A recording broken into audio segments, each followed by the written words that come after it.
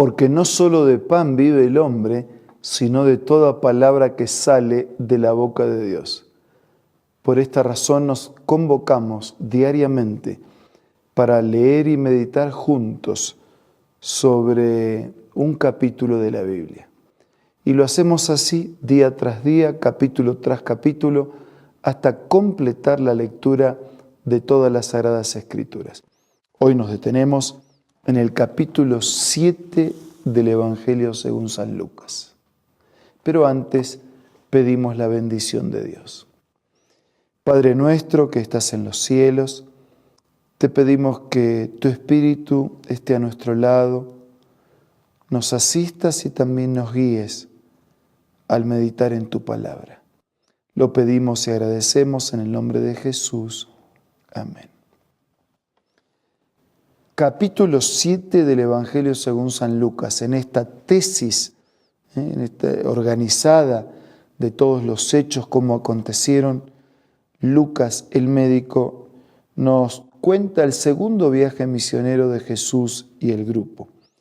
Cuando terminó de hablar al pueblo, dice que entró en Capernaum y había en ese lugar un centurión y también un siervo a quien él estimaba mucho, y este siervo estaba enfermo. Así que le llegó la indicación a Jesús de esta situación. Como oyó hablar de Jesús, el centurión mandó unos dirigentes de los judíos a pedir que fuera a sanar a su siervo. Cuando llegaron ante Jesús, le rogaron con insistencia: este hombre merece que le concedas lo que te pide. Aprecia tanto a nuestra nación que nos ha construido una sinagoga. Parece que siempre se pensó así, ¿no? O sea, como que algunos merecen más que otros por lo que hicieron o por lo que no hicieron. Y Dios atiende a los que merecen y a los que no merecen. En buena hora que sea así, así todos tenemos chances. Así que Jesús se encaminó para atender este pedido, como había atendido tantos otros. En realidad, cuando se encamina, dice versículo 6, así que Jesús fue con ellos, no estaba lejos de la casa cuando el centurión mandó a unos amigos a decir: Señor, no te tomes tanta molestia, no merezco. Los otros pensaban: merece, pero él dice: no merezco. Esa es la actitud adecuada delante de Dios. No merecemos, nada merecemos, todo es por gracia. Si yo no merezco que entres bajo mi techo, por eso ni siquiera me atreví a presentarme. Pero dice: si tú das una sola palabra, mi siervo va a quedar sano. Yo también obedezco órdenes superiores, además tengo soldado bajo mi autoridad y sé lo que es recibir una orden o dar una orden. Sé que si tú das una orden, mi siervo va a quedar sano. Yo también le digo a uno: ve y va, al otro: ven y viene. Le digo a mi siervo: haz esto, y lo hace. Y al oír, dice versículo 9, al oírlo Jesús se asombró de él y volviéndose a la multitud que lo seguía comentó: les digo que ni siquiera en Israel he encontrado una fe tan grande. 2 veces en el Evangelio Jesús se sorprende. Una vez se sorprende por la incredulidad de Nazaret y ahora se sorprende por la fe de este hombre. Por lo tanto, al regresar a casa, los enviados encontraron sano al siervo.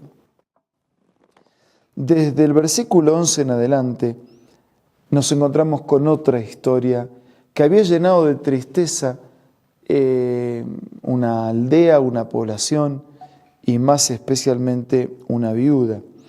Dice que Jesús, en compañía de sus discípulos y de una gran multitud, se dirigió a un pueblo llamado Naín, y cuando ya se acercaba a las puertas del pueblo, vio que sacaban de allí a un muerto, el hijo único de una madre viuda, y le acompañaba un gran número de la población. Era una historia muy triste, el hijo único de una mujer viuda y un hijo joven. Al verla, el Señor se compadeció de ella y le dijo: no llores. Ese no llores es un consuelo que parece pasajero. No llores. entonces se acercó y tocó el féretro. Los que llevaban se detuvieron y Jesús dijo. Cuando Jesús tocó el féretro, el ataúd hizo algo que no se podía hacer, porque tocar un ataúd era quedar impuro, según las ceremonias de aquella gente. Así que Jesús no podía haber tocado, pero ese toque que hizo detener la caravana indicaba que Jesús estaba dispuesto a hacer algo más que tocar el ataúd. Dice el versículo 14, la última parte, joven, te ordeno que te levantes. Y aquí viene el consuelo permanente. Primero Jesús dijo, no llores, ese es un consuelo pasajero, yo te alivio el dolor. Después Jesús dice, joven, te digo que te levantes. Ese es el consuelo permanente, porque Dios devolvió la vida a aquel muchacho. Han surgido entre nosotros un gran profeta, decían, Dios ha venido en ayuda de su pueblo. Así que esta noticia acerca de Jesús se divulgó por toda Judea y por todas las regiones vecinas. Desde el versículo 18 en adelante nos encontramos con Juan y con Jesús, un contraste. Los discípulos de Juan contaron todo. Él llamó a los de ellos y les envió al Señor a preguntar, ¿eres tú el que ha de venir o tenemos que esperar a otro? Y cuando se acercaron a Jesús, ellos le dijeron, Juan el Bautista nos envió a preguntarte, ¿eres tú el que ha de venir o tenemos que esperar a otros? Y en ese mismo momento Jesús sanó a muchos que tenían enfermedades, dolencias y espíritus malignos, le dio la vista a muchos ciegos. Entonces le respondió a los enviados, vayan, cuéntenle a Juan lo que han visto y oído, los ciegos ven, los cojos andan, los que tienen lepra son sanados, los sordos oyen, los muertos resucitan, los pobres se le anuncian las buenas nuevas, dichoso el que no tropieza por causa mía, es decir, dichoso aquel que no duda, el que cree, el que confía. Y Juan creyó apoyado en las evidencias de lo que no vio, pero de lo que le contaron. La actuación de Dios, de Jesús, certificaba que Él era el Hijo de Dios. Cuando se fueron los enviados, Jesús comenzó a hablar a la multitud acerca de Juan.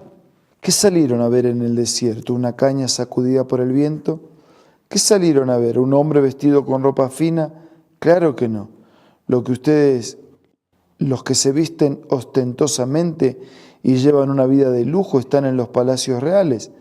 Entonces, ¿qué salieron a ver? A un profeta, sí les digo, y más que un profeta. Este es de quien está escrito en la profecía, yo estoy por enviar a mi mensajero delante de ti, el cual preparará el camino. Les digo que entre los mortales no ha habido nadie más grande que Juan. Sin embargo, el más pequeño en el reino de Dios es más grande que él. Entonces Jesús elogia, destaca el ministerio de Juan, lo coloca como el más grande, pero dice que cualquiera puede ser más grande que el más grande, si pequeño se coloca en las manos del Señor. Al oír esto, el pueblo y hasta los recaudadores de impuestos reconocieron que el camino de Dios era justo y fueron bautizados por Juan. Pero los fariseos y expertos en la ley no se hicieron bautizar por Juan, rechazando así el propósito de Dios respecto a ellos. Rechazar el bautismo es rechazar el plan de Dios para salvarnos. Entonces, ¿con qué puedo comparar a la gente de esta generación? ¿A quién se parecen ellos? Se parecen a niños sentados en la plaza que se gritan a otros. Tocamos la flauta y no bailaron, entonamos un canto fúnebre y no lloraron. Y el Señor dice, algunos no creen y ponen excusas para no creer. Vino Juan el Bautista que no comía pan ni bebía vino, ustedes dicen, tiene un demonio. Vino el Hijo del Hombre que come y bebe y ustedes dicen, es un glotón y un borracho, amigo de recaudadores de impuestos y de pecadores. Pero la sabiduría queda demostrada por los que la siguen. Cuando hay excusas, siempre podemos rechazar el plan y el proyecto de Dios para nuestra vida. Desde el versículo 36 en adelante, una mujer pecadora unge a Jesús en la casa de un fariseo quien había organizado la fiesta.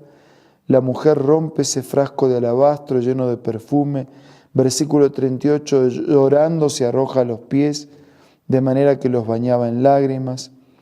Simón reclama como que se había hecho un mal uso de ese asunto y como que Jesús no era profeta, porque si fuese profeta sabría quién la está tocando. Jesús le dice a Simón, tengo algo que decirte. Y entonces cuenta la historia de dos deudores, de dos prestamistas. Uno debía 500 monedas de plata y el otro 50.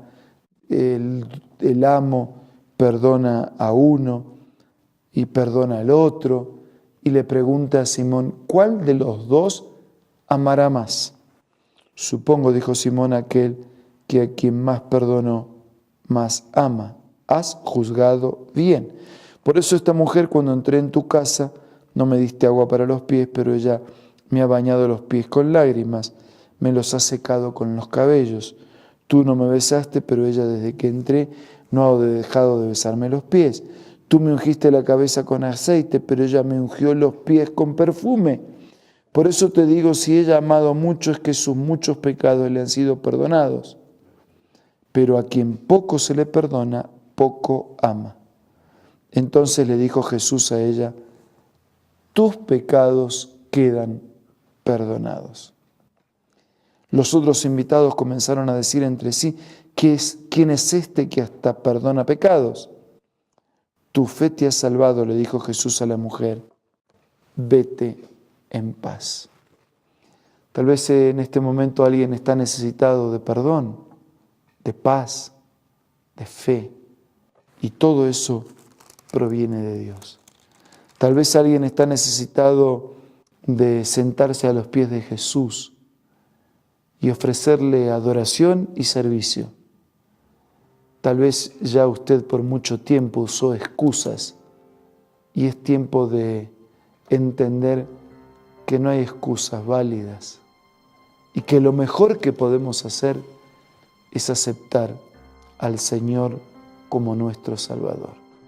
Por eso en los momentos que siguen vamos a hablar con Dios a través de la oración.